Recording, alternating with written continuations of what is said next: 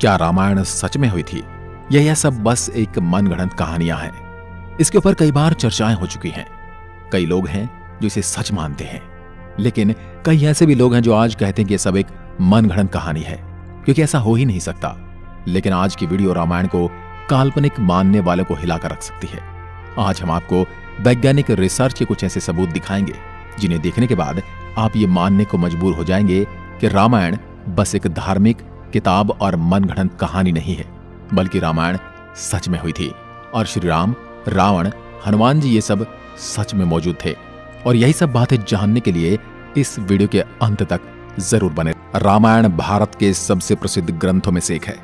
भारत में रामचरितमानस का पाठ पूरी आस्था के साथ होता है। महर्षि वाल्मीकि द्वारा रामायण में भगवान राम की संपूर्ण जानकारी लिखी गई है। और लेकिन कुछ लोग भगवान के होने पर ही सवाल उठाते हैं और रामायण को केवल कहानियों से भरी किताब मानते हैं। रामायण के अनुसार भगवान राम ने अधर्मी रावण को मारकर धर्म की स्थापना की थी। ज्यादातर लोगों का सवाल होता कि क्या भगवान राम वाकई धरती पर पैदा हुए थे? क्या वास्तव में रावण के 10 सिर और 20 भुजाएं थी? क्या हनुमान जी अपनी इच्छा से अपना रूप बदल सकते थे? और इन सब बातों की वजह से ही कई लोग रामायण को झूठ समझते हैं। मगर आज हम वैज्ञानिक अध्ययनों के आधार पर सिद्ध कर देंगे कि रामायण में वर्णित घटनाएं पूर्णतया सत्य हैं। नंबर 1, रामायण कालीन हवाई अड्डे। जितना हम रामायण को भारत में मानते हैं, उतना या फिर कहूं कि उससे भी ज्यादा श्रीलंका में माना जाता है। और इसीलिए श्रीलंका में रामायण अनुसंधान टीम ने रावण के रामायण काल के 4 हवाई अड्डे खोजने का दावा किया है। पिछले 9 वर्षों से यह ऑर्गेनाइजेशन श्रीलंका के कोने कोने की छानबीन कर रही थी। यहां उन्हें कई जानकारी और अवशेष मिले, परंतु 4 सालों में लंका के दुर्गम स्थानों की खोज के कारण रावण के 4 हवाई अड्डे हाथ लगे। रामायण अनुसंधान टीम के अध्यक्ष अशोक कैंट का कहना है कि रामायण की लंका वास्तव में श्रीलंका की है। यहाँ उसानगोड़ा, गुरुलोपोथा, तोतुपोलाकंदा और वरियापोला नामक 4 हवाई अड्डे मिले हैं और इन्हें हवाई अड्डों से रावण पुष्पक विमान को आसमान में उड़ाता होगा।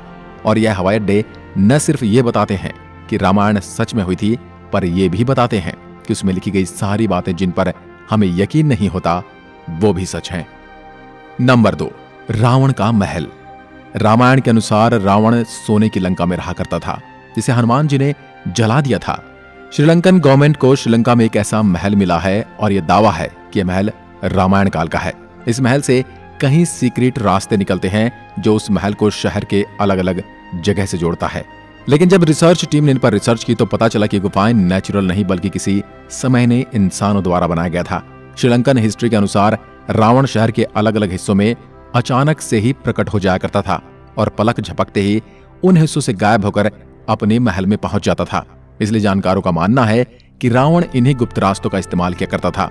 अब इतने बड़े एविडेंस को हम कैसे नकार सकते हैं? नंबर 3, अशोक वाटिका के सबूत। रामायण के अनुसार रावण ने माता सीता का हरण करके उन्हें अशोक वाटिका के अंदर रखा था। कहा जाता है कि अशोक वाटिका रावण का सबसे पसंदीदा स्थान था।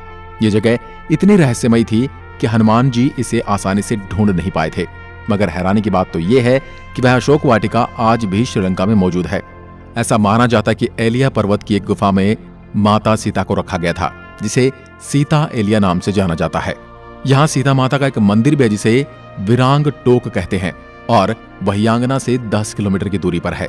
यहीं पर सीता जी का अपहरण कर पुष्पक विमान को उतारा गया था। मगर यहाँ पर जिस बात ने सबसे ज्यादा चौंकाया वो यहाँ मौजूद पेड़ हैं। रामायण ग्रंथ में इस बात का जिक्र मिलता है कि अशोक वाटिका में अशोक के वृक्ष बहुत ज्यादा थे, इसलिए इसका नाम अशोक वाटिका रखा गया था।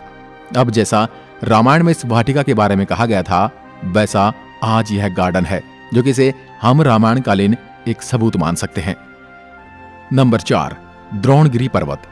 दोस्तों, रामायण में लिखा हुआ है कि युद्ध में जब मेघनाद द्वारा लक्ष्मण जी मूर्छित हो गए थे, उनकी जान बचाने के लिए संजीवनी बूटी की जरूरत पड़ी, जिसके लिए जड़ी बूटी लाने का है जिम्मा हनुमान जी को दिया गया था। तब हनुमान जी संजीवनी बूटी लाने के लिए द्रोणगिरी पर्वत पर गए थे। हनुमान जी को जब संजीवनी बूटी का पता नहीं चला तो वह द्रोणगिरी पहाड़ के एक टुकड़े को ही उठा कर ले आए। मान्यताओं के अनुसार ये वही पहाड़ है जो आज भी वहां पर मौजूद है। कुछ लोग इसके बारे में कहते हैं कि आज भी उस पर्वत पर वह निशान मौजूद है जहां से हनुमान जी ने उसे तोड़ा था। लेकिन जिस पर्वत का जिक्र रामायण में मिलता है वहां आज मौजूद है। जड़ी बूटी देने के बाद हनुमान जी ने इस पहाड़ के टुकड़े टुकड़े कर इसे श्रीलंका में फेंक दिया था। जहां जहां इस पहाड़ के टुकड़े गिरे वहां के पेड़ पौधे और जड़ी बूटी बाकी जगहों से अलग होती हैं। और सच में श्रीलंका में कई कमाल की जड़ी बूटियां मिलती हैं। श्रीलंका में हिमालय की जड़ी बूटियों का मिलना इस बात का पर्याप्त सबूत है कि लक्ष्मण जी को संजीवनी देने की घटना पूर्ण रूप से सत्य है, क्योंकि ये जड़ी बूटियों के पौधे उस स्थान पर मिले हैं जहां पर लक्ष्मण जी को संजीवनी दी गई थी, जबकि दूसरे हिस्से में इस प्रकार की कोई जड़ी बूटी नहीं मिलती। नंबर 5, राम सेतु। रामायण सच में हुई थी इसका सबसे बड़ा प्रूफ है राम सेतु। राम सेतु को एडम्स ब्रिज भी कहा जाता है और इसके बारे में पक्का सबूत तब मिल गया जब नासा ने सैटेलाइट तस्वीरें जारी की। पैसिफिक ओशियन की तस्वीर में कुछ ऐसा था जिसे देखकर वैज्ञानिक भी हैरान रह गए। पैसिफिक ओशियन के हिस्से में साफ तौर से पत्थरों की एक लाइन बनी हुई नजर आ रही थी। जब वैज्ञानिकों ने इसे तस्वीर पर ज्यादा स्टडी की तो पता चला कि ये पत्थरों से बनी लाइन है। भारत के धनुषकोडी से श्रीलंका के मन्नार द्वीप तक बनी हुई है, जो लंबाई में करीब 30 किलोमीटर तक हो सकती है। पैसिफिक ओशियन में जिस हिस्से में नासा के वैज्ञानिकों के पत्थर से बना पुल नजर आया था, ये वही जगह है जिसका जिक्र रामायण में मिलता है। और अमेरिका के एक आर्कियोलॉजिकल रिसर्च टीम ने भी अपने रिसर्च में इस बात का दावा किया था कि तमिलनाडु और श्रीलंका के बीच मौजूद राम सेतु वो असल में एक मैन मेड ब्रिज है जो कई हजार साल पहले इंसानों ने बनाया था। माना जाता है 15वीं शताब्दी तक यह पैदल पार करने लायक था, लेकिन इतना ज्यादा समय बीत जाने के कारण यह पुल अपने पूर्ण स्वरूप में नहीं रहा। वैज्ञानिक दृष्टिकोण से इस फैक्ट को हम रामायण के एविडेंस के रूप में देख सकते हैं। नंबर 6, सुग्रीव की गुफा। बाली के डर से सुग्रीव जिस गुफा में रुके थे वह गुफा आज भी मौजूद है। रामायण के अनुसार बाली ने दुंदुबी नामक राक्षस को मारकर उसका शरीर कुछ दूर फेंक दिया था। हवा में उड़ते हुए दुंदुबी के खून की कुछ बूंदें मातंग ऋषि के आश्रम के ऊपर गिर गई। ऋषि ने अपने तप के बल से जान लिया कि किसकी हरकत है। फिर क्रोधित ऋषि ने बाली को श्राप दिया था कि कभी भी ऋषि के पर्वत के क्षेत्र में आएगा तो उसकी मृत्यु हो जाएगी। सुग्रीव को राज्य से निकाले जाने पर वह इसी जगह पर आए थे, क्योंकि वह जानते थे कि बाली यहां नहीं आ सकता।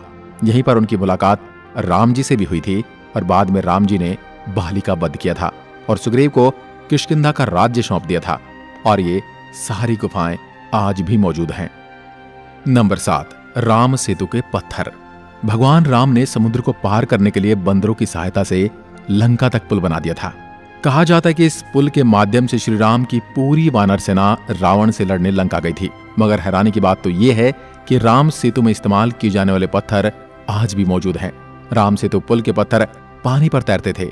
रामेश्वरम में सुनामी के दौरान कुछ पत्थर जमीन पर आ गए थे। शोधकर्ताओं ने जब उन्हें दोबारा पानी में फेंका तो वह तैर रहे थे, जबकि दूसरे पत्थर पानी में डूब जाते थे। शोधकर्ताओं के अनुसार इसके लिए एक विशेष प्रकार के पत्थर का इस्तेमाल किया गया था, जिसे विज्ञान की भाषा में प्यूमाइस स्टोन कहते हैं। यह पत्थर पानी में नहीं डूबता और तैरने वाला यह पत्थर ज्वालामुखी के लावा से आकार लेते हुए अपने आप बनता है। ज्वालामुखी से बाहर आता हुआ लावा जब वातावरण से मिलता है तो उसके साथ ठंडी या उससे कम तापमान की हवा मिल जाती है। यह गर्म और ठंडे का मिलाप ही इस पत्थर में कई तरह से छेद कर देता है, जिस कारण यह पत्थर पानी में नहीं डूबता। अब इन पत्थरों के पीछे का विज्ञान भी रामायण के समय उनको पता था और उन्होंने इस तकनीक का उपयोग राम सेतु को बनाने में किया था। यह रामायण का एक पुख्ता और मजबूत सबूत है। नंबर 8, जली हुई लंका के सबूत। रामायण ग्रंथ के अनुसार हनुमान जी ने लंका के सोने की नगरी को जला दिया था, मगर अभी कुछ एविडेंस मिले हैं जिन्हें लेकर कहा जा रहा है कि लंका के जलने के सबूत आज भी वहां पर मौजूद हैं। जिस जगह पर श्रीलंका को जलाया गया था वहां की मिट्टी आज भी काली है, जबकि उसके आसपास की मिट्टी का रंग वैसा ही है जैसा कि नॉर्मली मिट्टी का होना चाहिए। बस इतने से इलाके में ही काली मिट्टी मौजूद है, जो कि जली हुई लंका के सबूत को बताती है। इस बात को भी हम एक इत्तेफाक कहकर टाल नहीं सकते। अब जब आपको इतने सारे प्रूफ दिए जा रहे हैं, यहां तक इतने सारे प्रूफ कोई इत्तेफाक नहीं हो सकते, तो इसलिए यही साबित होता है कि रामायण सच में घटित हुई थी। आपका क्या विचार है हमें कमेंट में लिखकर जरूर बताएं। एक बार फिर मिलते हैं एक और ऐसी दिलचस्प वीडियो के साथ। तब तक के लिए नमस्कार। जय हिंद, जय भारत, जय श्री राम।